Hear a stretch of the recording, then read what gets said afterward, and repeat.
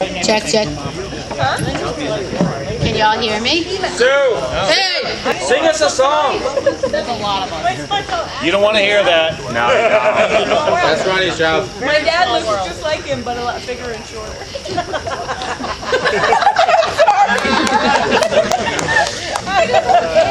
I am way more handsome than your dad.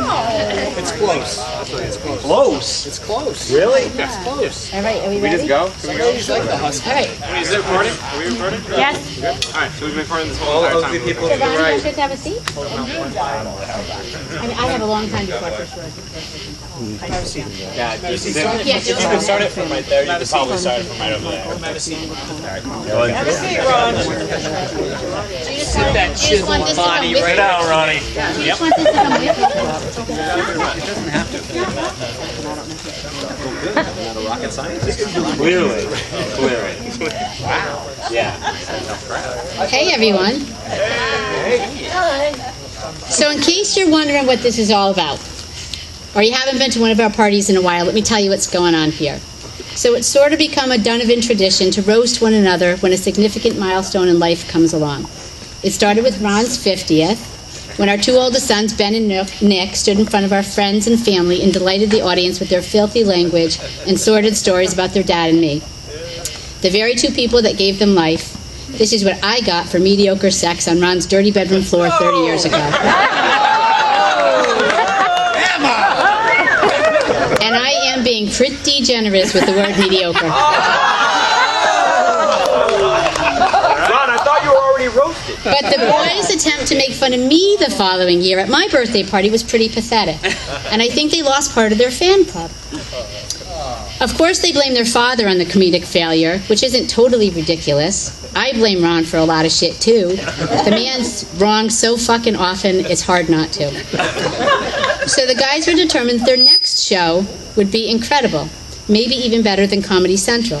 So here I am again, playing MC at yet another roast. Why do we do this, you ask? What's a better way to air our dirty laundry and say nasty shit about each other without seeming like total assholes? So I'm passing this warning on, however. This show is not for mature audiences. Mature adult audiences. Adult, yes. Mature, not a chance. It will most likely cross every line of decency, so please be mildly horrified, yet not offended, as it's all in fun. And everyone in this yard is fair game. You'll meet each of my sons tonight, and we'll probably get a clearer picture of why I'm as fucked up as I am. It has not been easy being the mother of three boys, you know. People are always saying, but boys are so much easier than girls. Easier? Really? Have you met some of the easy girls my boys have dated? Especially Michael's current girlfriend, Darian. Now, I'm not saying she's a total slut or anything. I just think that her private parts are more like public parts.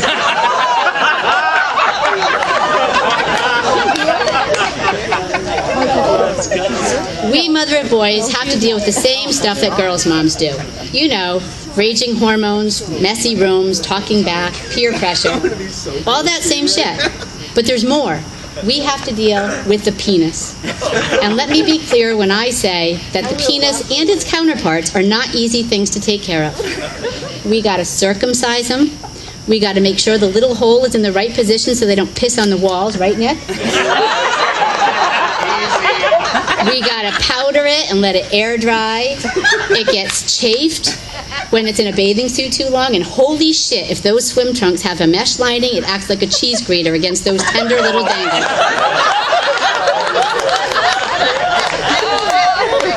There's shrinkage. There's shrinkage when it's too cold, sweaty balls when it's too hot, and a continuous puddle of urine on the bathroom floor because they don't pay attention for shit when they get their dick in their hands. And how about all those mornings when I had to pretend not to notice those boners, right? Who the fuck invented that little hole in the front of boys' boxers? It's gotta be one lazy-ass man who feels it takes too much effort to hoist his package up and over the waistband of his skivvies in order to take a leak. Boys. I've had to inspect our youngest son's testicles for torsion, the middle boy's asshole for painful hemorrhoids, and the oldest kid's dick when he thought something didn't look quite right down there.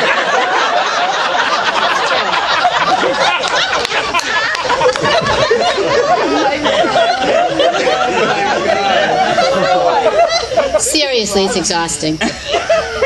And then, of course, us moms worry about if our boys would be teased in the locker room about the size of their little weenies. Now, I don't know for certain that any of them have small penises now, but you know what they say about the apple in the tree, right?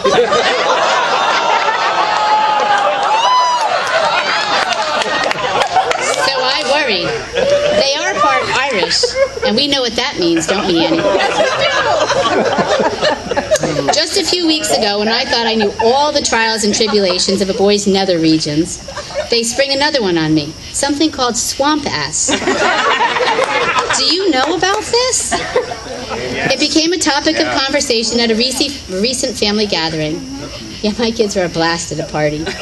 Some sort of official poll was taken, and apparently swamp ass occurs in nearly all men somewhere in life between wet dreams and Viagra. I'm certain that you're going to hear more about this later, so I'm not going to elaborate. I bet you can't wait. So we do have a great group of people here this evening, and we do thank you all for joining us. I hope you made some new friends at the party tonight. You certainly had the chance to learn everything you never needed to know about perfect strangers. It's nice to see some of Ron's family. His sister Nadine's here. Hey, Nadine. Oh, and her husband Greg, the car salesman. If anyone's in the market for a vehicle that you need to throw a lot of money into within a short time of purchase, he's your man. I'm not saying he knowingly sells everyone lemons. Most likely it's just family. I'm sure it's his way of paying the Donovans back for his years of torture living with Nadine.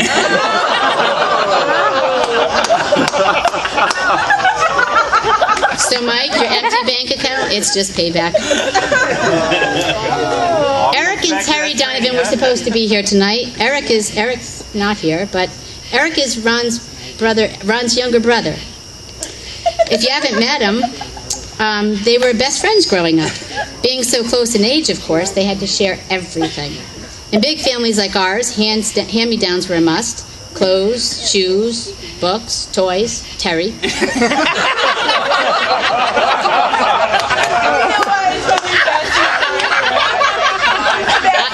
I do give Terry a lot of credit, though. I do give Terry a lot of credit. Not because she did more than one Donovan brother, including my husband. She's just the only one who was smart enough not to get pregnant by one.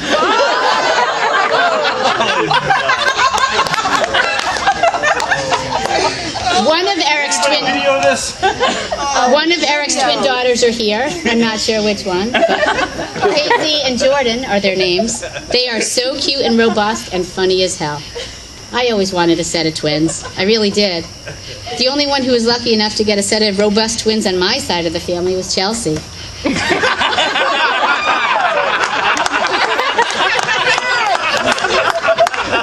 I'm telling you, that girl's got a set that we all envy. It's all good, though. We can see the girls anytime we want. Anyone can, especially at the beach when they're jumping out of that bikini top that's 3 sizes too small. Hey, Chelsea. Several of our gay friends made it out tonight. Hello, gay friends. Hey. How about that Supreme Court decision on marriage equality, huh?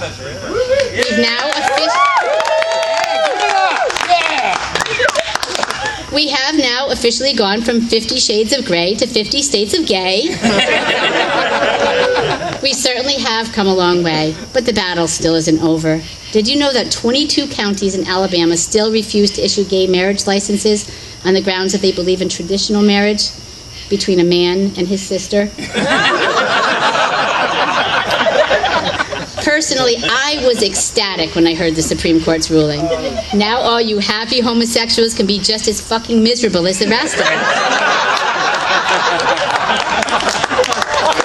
Come on, this shouldn't even be news. It should not even be news. Really, same-sex marriage, I have had the same sex for almost 30 years, over and over and over again. And you love it. It will be 30 years on Monday. Happy anniversary.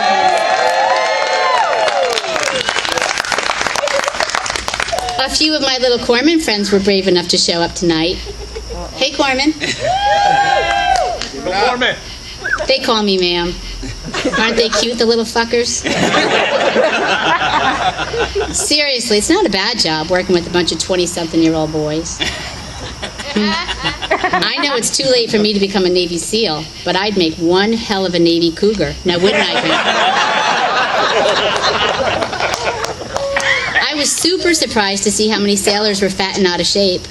I always thought that folks in the military were disciplined and physically fit. They have to do PRTs twice a year. That stands for a physical readiness test, in case you didn't know. Learning all these fucking acronyms is worse than learning Spanish, I tell you. No bueno. So sailors get a 6 months heads up before they have to weigh in, and even then, a lot of these dumb kids can't pass it. One corpsman, and I won't mention by name, okay, let's just call her Naomi.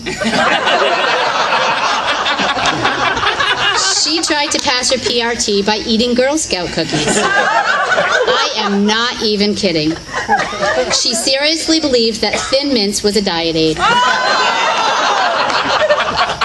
27 boxes and $135 later. Because they are $5 a box now.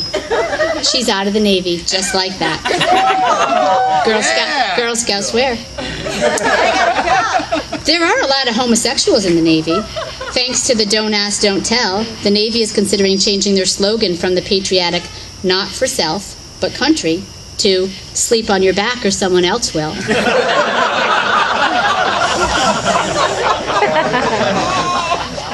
I'll tell you, that Navy is seriously like the P-town of the military branches. Holy shit. All right, look at the time. I guess we should get the show on the road. Some of you don't know Michael very well. This is Mike. So let me tell you a little bit about him before we get started. Michael is the youngest of our 3 boys. He turned 18 in June, and he'll be headed off to the University of Tampa in just 2 weeks.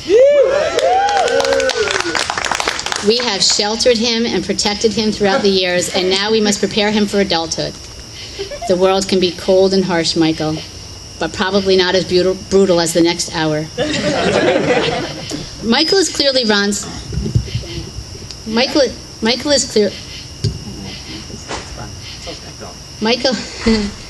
clearly Ron's favorite, maybe because he's so much younger than the other 2.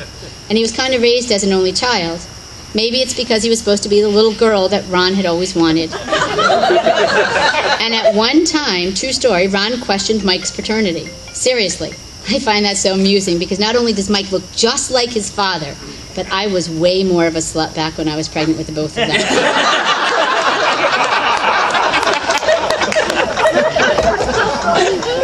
Wouldn't it make more sense to look at Ben and wonder where the hell he came from? Come on, he is nothing like either one of us. With his red beard and freckles and his round belly and whiny voice, he's more like the love child of Danny Bottaducci and Roseanne Barr. Just like his brothers, however, Mike was an accident. It's no secret. Party planning we're good at, family planning not so much. But it is all about balance. Mike is the pickiest eater that you'll ever meet. He will put nothing in his mouth that is good for him. He literally survives on pizza, tacos, and chicken tenders. Not one healthy thing passes that boy's lips. I'm serious. If only we could have gotten Darian to wear broccoli-flavored panties.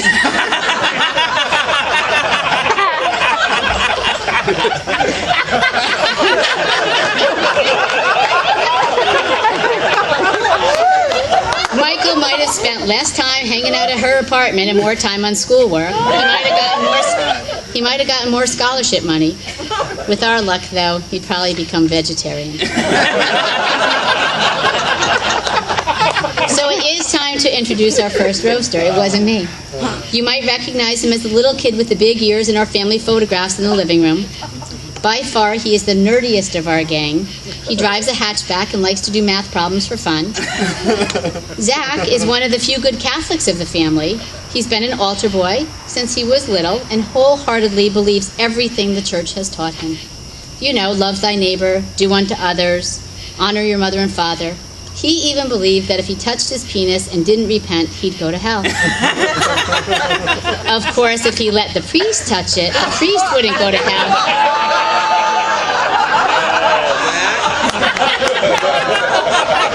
He'd just go to another parish.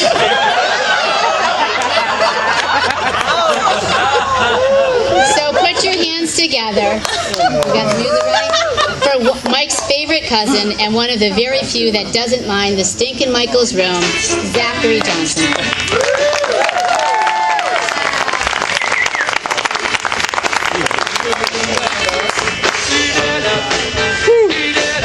All right. I've never been touched before. Just gonna put it out there. Sorry. Ever. We know. For those that you don't know me, I'm the son that Sue and Ron wish they had raised. But in all seriousness, I'm really happy to be at another Donovan roast. Seems like every holiday is a roast now, except for Thanksgiving and Easter when they come to my house and mooch off all my food.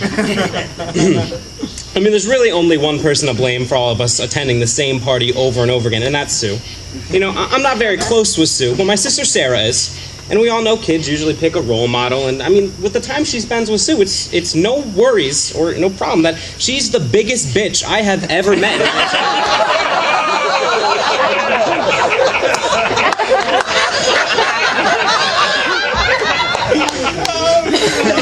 But, you know, I'm still proud of Sue. I recently helped her in stats class, and it's a good honor. She's taken classes at Three Rivers, the school where if you barely pass high school, you can, you know, go take college classes. But still, I mean, she's made some pretty big accomplishments. Look at this piece of ass over here she grabbed. That's not easy. And making him a trophy wife, that's even harder.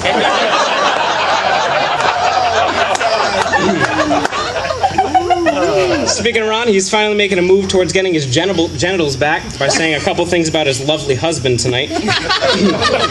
Too bad none of us will ever see him again after the party ends. But, I mean, I really don't get what Ron gets from a position. I mean, look at him. He's the main character of a wet dream of every 65-year-old woman. And he's married to a cranky old bat. I mean,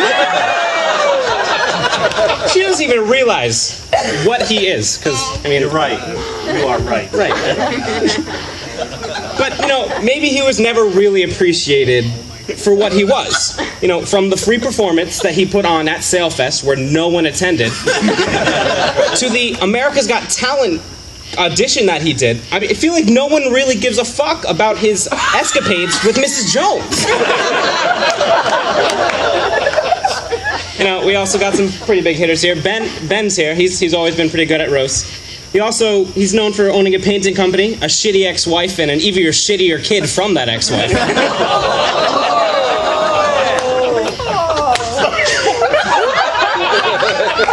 But honestly, I'm not really surprised that you paint for a living, seeing how easily you covered up any muscle gained while you were in the military with numerous chalupas and Philly cheesesteaks.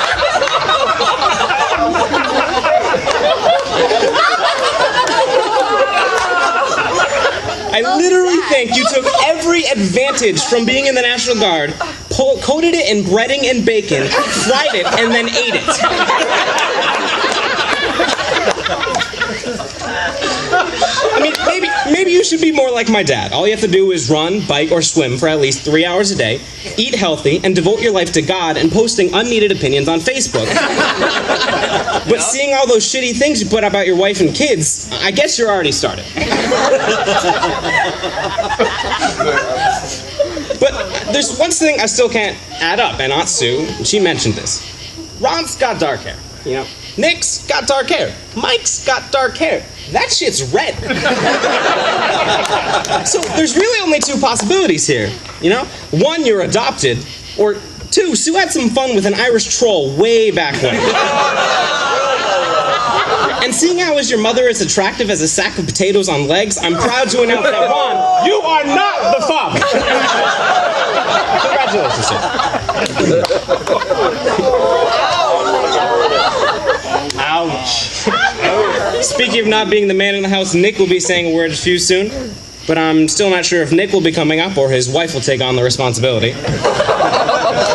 In fact, he's only so pale because he lives constantly in his wife's shadow. Go me. The thing is, Nick is great to have around if you're really looking for advice on where to go wrong and horrible tattoo ideas. But he's a smart dude. I just read his notes on an experiment that will finally test whether it's his fault he still delivers pizzas or that the name Nick Donovan is just cursed. My sister Emily actually babysits his son and recently told me that he is now able to wipe his ass by himself, which puts him just above how successful his father is.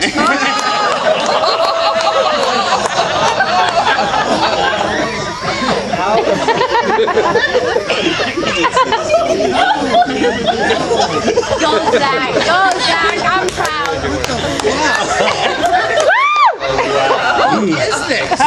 That's enough about his loser family. Let's turn to the girl boy. You know, actually, I'm not really sure. Considering his manhood was so small, even the ultrasound techs couldn't find it. And about how unhappy his past girlfriend was all the time, I'm not even sure Mike has a dick. Like you got some plans to do.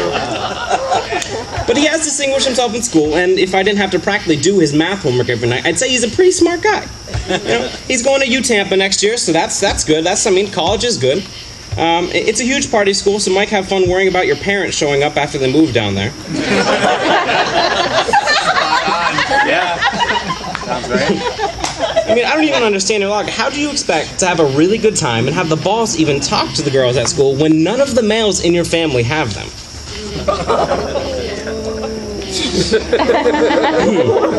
You punk rocker wannabe, you look like Howard Stern fucked Bert from Sesame Street, then came out half as racist, but still have Darian's hand up your ass.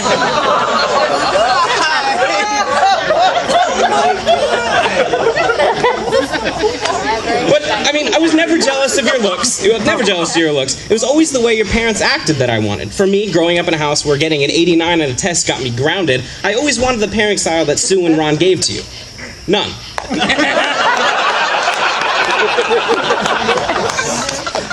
To be honest, I'm not really sure why you didn't do everything your parents hate, because what are they going to do? Not co-sign the loans for the only son they'll ever have that has a possibility of finishing college?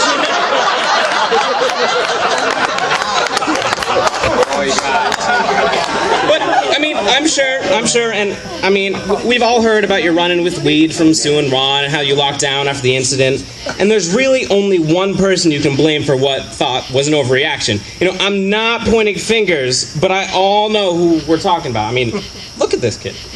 If he doesn't say, I did hardcore drugs every second of my high school career, he doesn't say anything.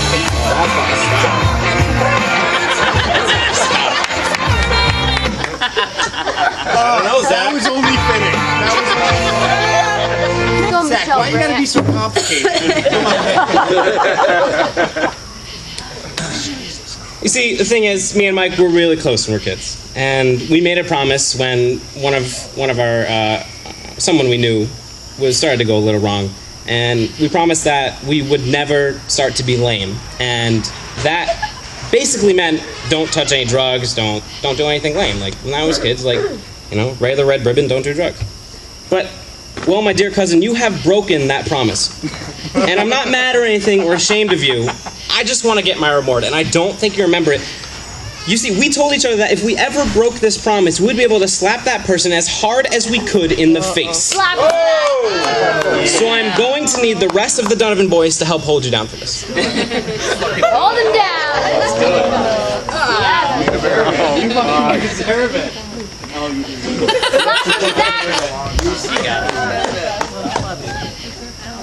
Do it hard. Do it. One chance, you better get it. Spin on it first. Oh, that was a lot of spit.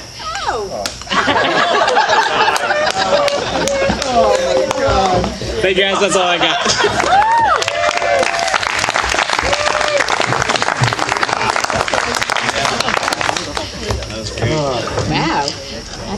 teach you in church.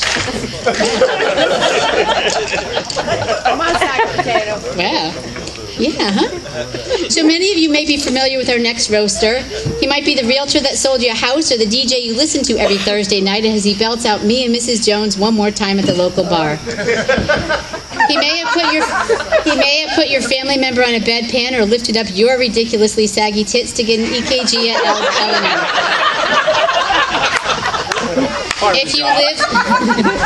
If you live close by, you might recognize even more of him. He proudly provides our neighbors with a full frontal view each and every morning as he parades his naked ass in front of the door.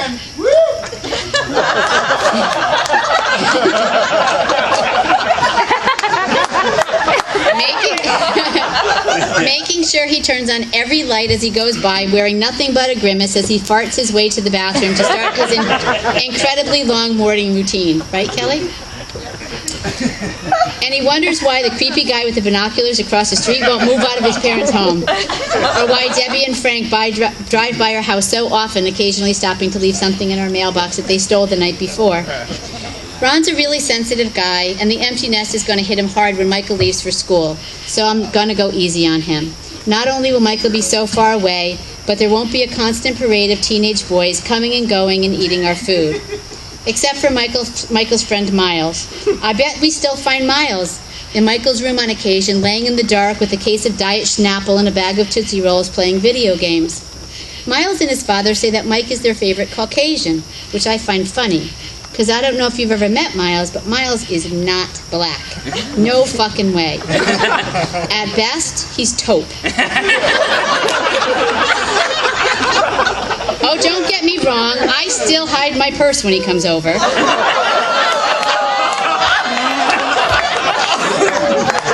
Just in case.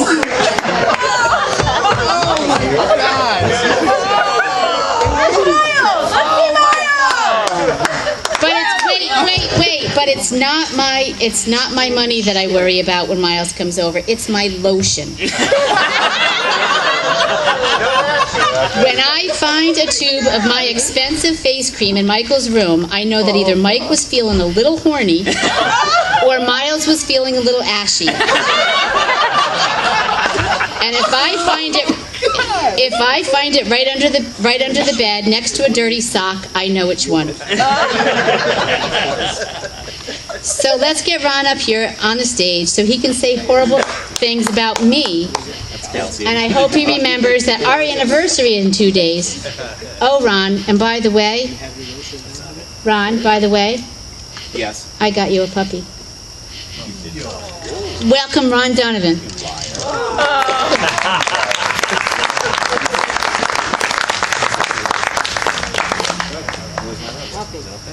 I don't know where your roast is. I don't know. Where's the puppy? Where's the puppy? On a pile. I didn't touch it.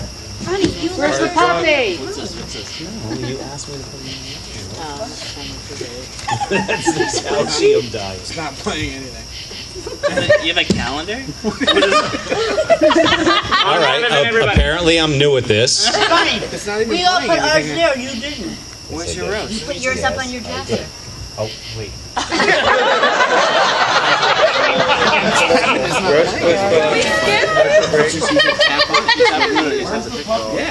So where's the puppy?